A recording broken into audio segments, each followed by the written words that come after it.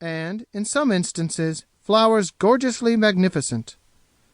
There was one shrub in particular, set in a marble vase in the midst of the pool, that bore a profusion of purple blossoms, each of which had the lustre and richness of a gem, and the whole together made a show so resplendent that it seemed enough to illuminate the garden, even had there been no sunshine. Every portion of the soil was peopled with plants and herbs, which, if less beautiful, still bore tokens of assiduous care, as if all had their individual virtues, known to the scientific mind that fostered them. Some were placed in urns, rich with old carving, and others in common garden pots. Some crept serpent-like along the ground, or climbed on high, using whatever means of ascent was offered them. One plant had wreathed itself round a statue of Vertumnus, which was thus quite veiled and shrouded in a drapery of hanging foliage, so happily arranged that it might have served a sculptor for a study. While Giovanni stood at the window, he heard a rustling behind a screen of leaves, and became aware that a person was at work in the garden. His figure soon emerged into view, and showed itself to be that of no common labourer, but a tall, emaciated, sallow, and sickly-looking man, dressed in a scholar's garb of black. He was beyond the middle term of life, with grey hair, a thin grey beard, and a face singularly marked with intellect and cultivation, but which could never, even in his more youthful days, have expressed much warmth of heart. Nothing could exceed the intentness with which this scientific gardener examined every shrub which grew in his path.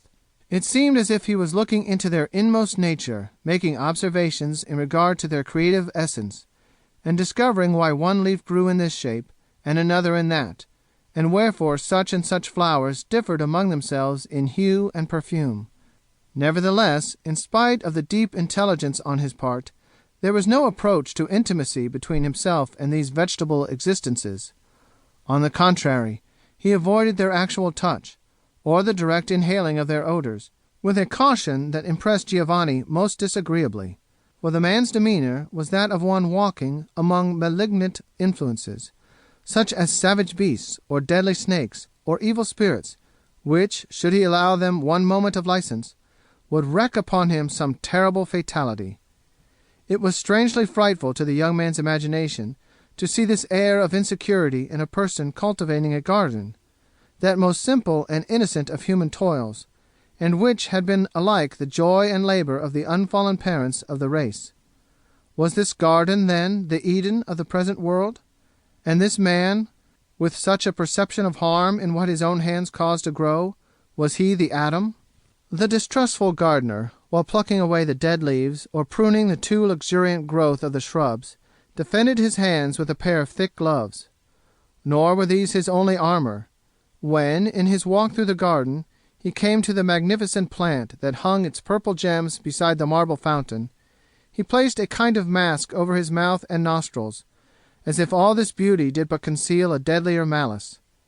But finding his task still too dangerous, he drew back, removed the mask, and called loudly, but in the infirm voice of a person affected with inward disease, "Beatrice! Beatrice!" "Here am I, my father. What would you?" cried a rich and youthful voice from the window of the opposite house, a voice as rich as a tropical sunset, and which made Giovanni, though he knew not why, think of deep hues of purple or crimson, and of perfumes heavily delectable. "Are you in the garden?" "Yes, Beatrice," answered the gardener, "and I need your help." Soon there emerged from under a sculptured portal the figure of a young girl, arrayed with as much richness of taste as the most splendid of the flowers, beautiful as the day, and with a bloom so deep and vivid that one shade more would have been too much. She looked redundant with life, health, and energy, all of which attributes were bound down and compressed, as it were, and girdled tensely in their luxuriance by her virgin zone.